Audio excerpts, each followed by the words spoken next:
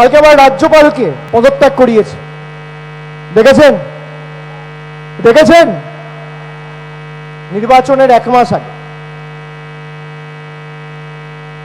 কি এমন পড়লো রাজ্যপালকে পদত্যাগ করাতে হলো। আর বাংলায় যে আসে তাকেই পদত্যাগ করাতে হচ্ছে। একবার জগদীপ ধানকার, একবার সিবি আনন্দ বোস, পরেরটাও করবে, সময়ের অপেক্ষা 26 মে মাসের পরে।